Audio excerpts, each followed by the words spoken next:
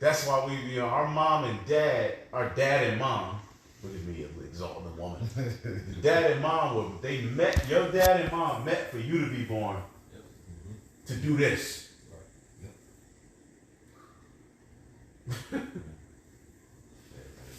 Go ahead. Whoever got it. Acts 1 and 6 or 1 and 8. 8. It's Acts 1 in verse 8. It says, "But ye shall receive power after that." No. We gotta start it up. Verse 6. The hell is wrong with Bounce Spot? It's to the point. Chicken, man. I have no chicken in bed. That chicken separates you from God. Bothering chicken. I just ain't been connected. I need to like that shit. I'm gonna take a month away.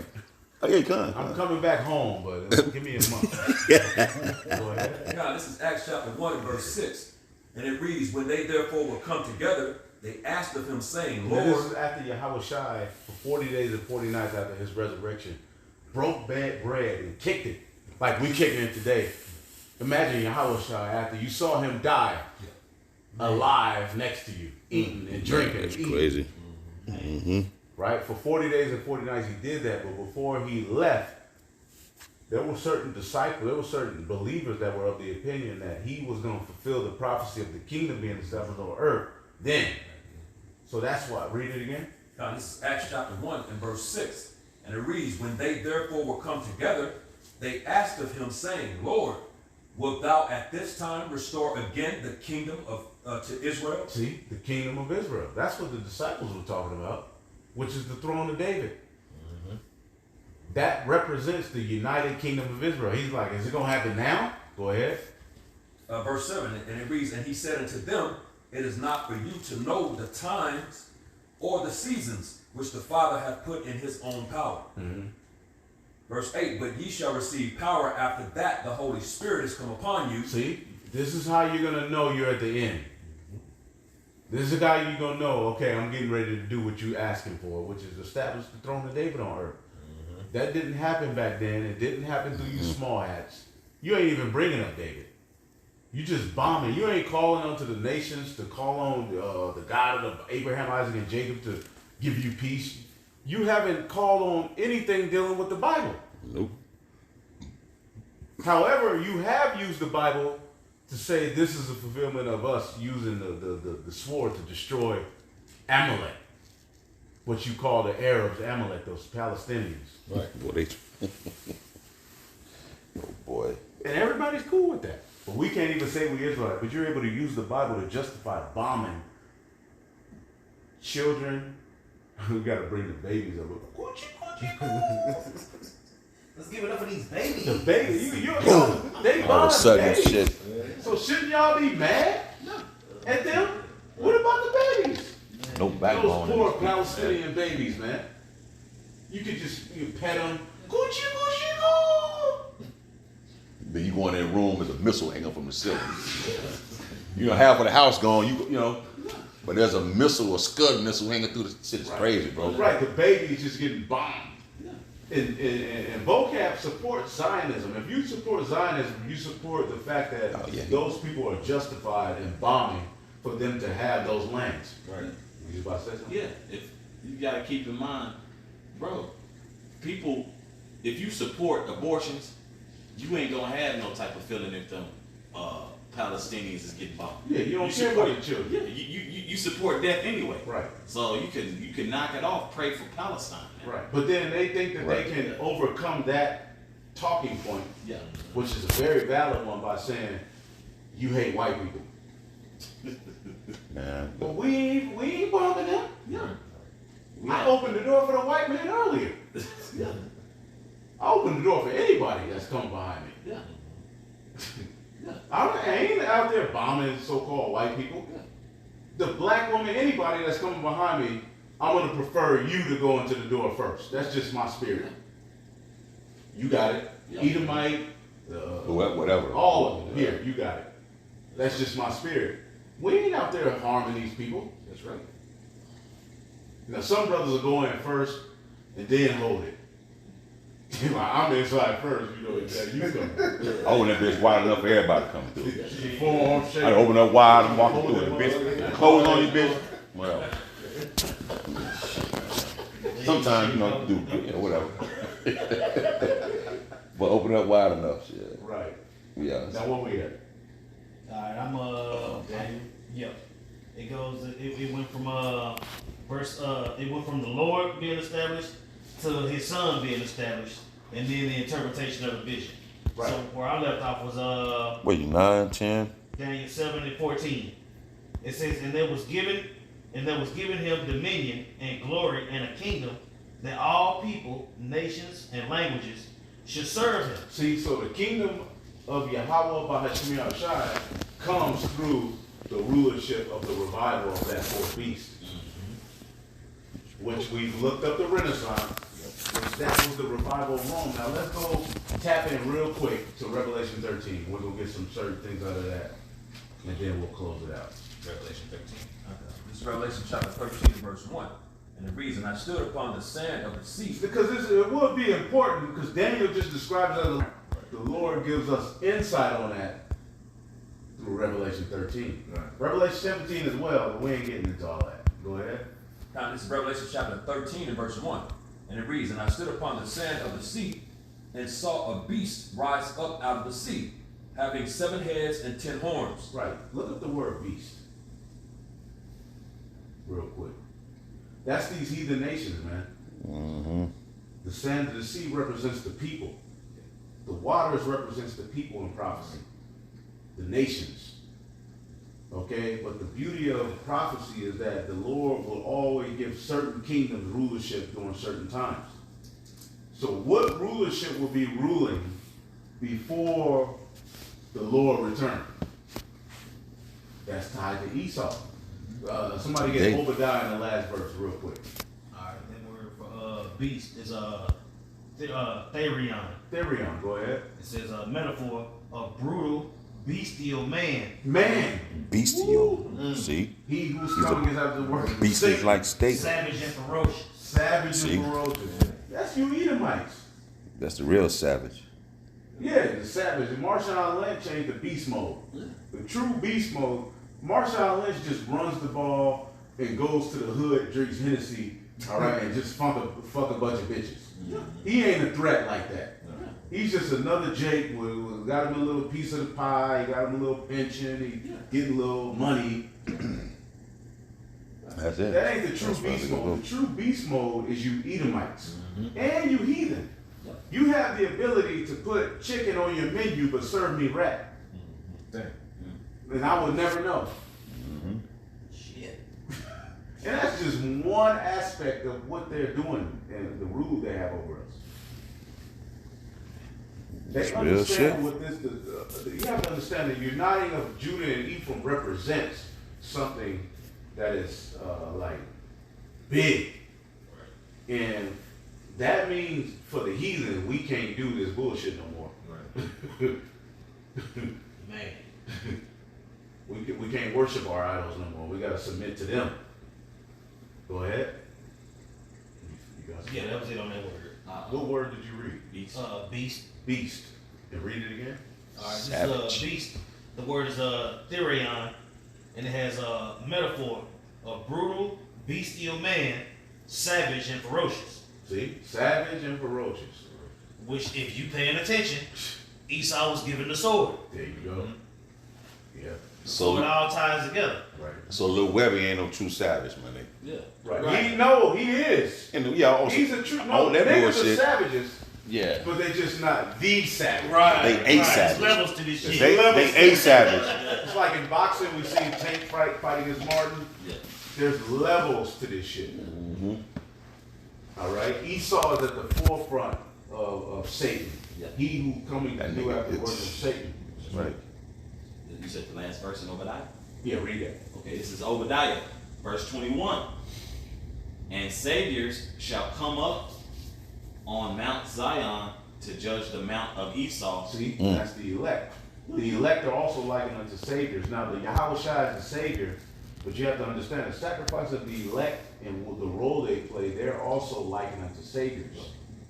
We don't boast in it, but ultimately, this doctrine is a welfare and a salvation to the world itself.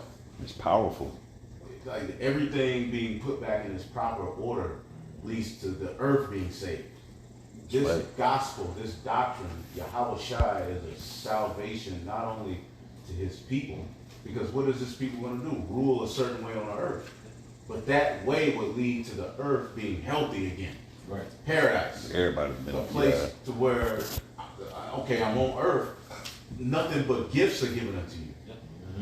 It takes a particular mindset, rulership, to rule that way in order for that to be established. Because the earth is capable Oh yeah. of giving you everything you need. Everything. Food, okay, everything that you water, everything you need for life, the earth can give it to you. You want a house, wood is Shelter. earth. Exactly. Yep. Now there's certain wood you don't chop down, but there's certain wood you do chop down for the purpose of building houses. Right. That's in the law. Earth. Boy, that's So the cool. Lord has given us a perfect, the earth is perfect, it's just the way it's being ruled now. See? Right. It's just like how when we talk about when you giving something, how you treat it versus working for it. Mm-hmm. Esau was given, the earth was given into the hands of the wicked. Right. Yep. You know what I'm saying? So he handled it any kind of way. But the righteous work for it. So therefore you can start forever. Right, because when you work for it, it's the will of It's the a Lord different- above Right. your will. Exactly. Close that curtain. Yep. Oh, it's on your side. I'll reread the last verse again. This is back in Obadiah, verse 21. And saviors shall come up on Mount Zion to judge the mount of Esau. It says saviors, plural. Yep. You know what I'm saying? So those first fruits of the those first fruits is going back to that, like the elder I'd like to go into, that family that was created in the heavens first. That's right. And then came down to the earth. Those saviors, those believers, the 144,000. That's right. Go ahead. And the kingdom shall be Yahweh's. And the kingdom shall be Yahweh's, man. Thy kingdom come, thy will be done. That's right. In earth as it is in heaven. That's right. See, that family that started in the heavens is going to eventually be on earth ruling as they're supposed to. That's right. But we all had to learn, we had to all go through the straight gate, Lord willing, we those spirits, to be able to complete the mission. You see, it was work for, not given. We say it all the time. Adam was given the kingdom. Solomon was given the kingdom. Both of those kingdoms failed. Yahushua's kingdom is forever. Right. Because he worked for it. He was perfect in the law. You see, he was Right. sacrificed. Now, more importantly, tying it to this lesson, the kingdom will be the Lord's through Esau's fall. Right. Yep. Read it again. This is back in Obadiah, verse 21. Now that was beautiful. You know, that was a beautiful monologue, man. We're gonna sell out in the kingdom. But if we listen to what this says, read it again. Verse 21. And saviors shall come up on Mount Zion to judge the mount of Esau, Mhm. and the kingdom shall be Yahweh's. See, Esau is the end of the world, and Jacob is the beginning of their fall. The kingdom is represented. It's the throne of David. They asked and asked, when you going to restore? You are now you going to restore the kingdom? He said no, but you should be witnesses in Judea, Jerusalem, Samaria, where the Jews were, and then you will go to the scattered Israelites, even going to the uttermost parts of the earth. That's when I'll bring the end. So, going into prophecy, we read about this fourth feast. Let's get Revelation 13:1. And what? Back in Revelation Yeah, okay. 13 and verse 1. And it reads, And I stood upon the sand of the sea, and saw a beast rise up out of the sea, having 7 heads and 10 horns, and upon his 7 horns, heads. All right. What does that mean? What did it start with, brothers? 7 heads. The Greeks. The 7 heads starts with the Greeks. That's why you always hear civilization started with the Greeks, because that represents Esau's blessing being fulfilled in the earth and how it will be reckoned. Starting with the Greeks, the Greco-Roman Empire. That's why even unto this day, you have Jews, Israelites, among the Greeks getting into Greek fraternities, because Hellenization of the Jews have taken place all over again. That power structure, the Greco-Roman power structure, has been established today. Exactly. Through Yep. America, the NATO, and the EU.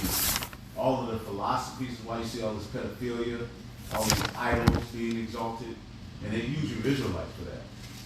When you look at Cardi B, you think that's just Cardi B. No, that's the Queen of Heaven, promoting, all right, unto the people a way to follow, to bow. So that way, when people hear this word, they're going to automatically be programmed to be against it. The devil is something else, man. Because America imposed their will on the people. Right. They drunk with the philosophy of this world. I mean, and that is a power that That's heavy. that's a power structure. We don't have the power physically to take that down. Right. So it had to be spiritual. So this fourth beast in the Rome and the little horn, which is the revival event, is going to be expounded on here in Revelation the 13th chapter. Go ahead. It says, and upon his horns 10 crowns. Right, 7 heads and 10 horns. Upon his horns, the 7 heads, the Greeks, the Romans, all right, the Spanish, the French, Yeah, the Greek, yeah. the Shit, you got this. Jermanian minor, the British. Yep, that's it. That's it. Out of the 7 came the 8th, America. Yep. This is the Edomite power structure that will rule up until Yahushua returns. Now we expound on that little horn, as it was just mentioned in Daniel, Right. but we believe he was raised back up as John, best friend of Yahushua, okay, to receive a vision in the book of Revelation to bring it out. That's right. And we lean on that book heavily.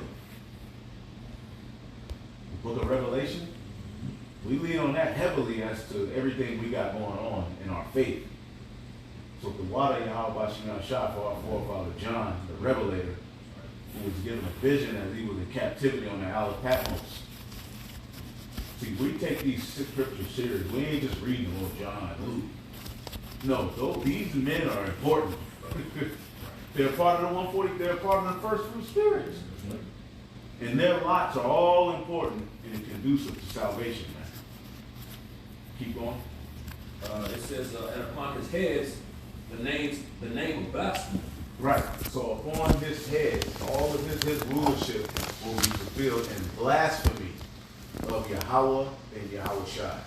That's what Esau has come to do. The Renaissance represented the reestablishment of blasphemy against Yahweh Shah. When you deal with the philosophies, the creation myths, it all rebels against Yahweh Shah. They saw him come as a lamb. Now they're about to see him come as a lion. Right. You see? They're even saying that they are the chosen people. The blessing is for them. So the whole system is rooted in anti-Messiah, blasphemy. Go ahead. Verse 2, it says, and the beast which I saw was like unto a leopard. Right, the beast which I Greeks. saw was like unto a leopard. Now go back to Daniel 7 real quick and read about the Greeks. Well, how were they described? Like a leopard. Yeah. All right. Verse 6. It's Daniel chapter 7, verse 6. It says, and after this I beheld. I'm off tomorrow, so brother's tired, I'm in the spirit, man. Hey, we rock. We It's rock Juneteenth tomorrow. Y'all want to grill? I work tomorrow. We I'm can't. off tomorrow, Daniel chapter 7, verse 6, it says, after this I beheld, and lo, another like a leopard, which had upon the back of it 4 wings and fire. Right, and that's filled in the Greek Empire. See, the Greeks, Esau's power structure in the earth started with the Greeks under Alexander, but which ultimately his father before him was doing the same thing, conquering, warring, and it was other men. This is the Edomites being able to get power in the earth so that they can establish their blessing. It's important that their blessing is played out. How would that be played out? Okay, well, it starts with the Greeks. Okay, we just read that. Now let's go back to Revelation 13. Back in Revelation 13 and Read that again, the letter. verse. Read it. What 2. you said? Read 2. Oh, 2. Okay. Back in Revelation 13 and 2. And the beast which I saw was like unto a leopard. So he broke down, I saw a beast with 7 heads and 10 borders filled with the name of blasphemy. So fulfilled in this power structure that will rise in the earth will be the rebellion against the Heavenly Father. Daniel 7:25. Somebody get that in the NLT. Daniel 7:25, real quick.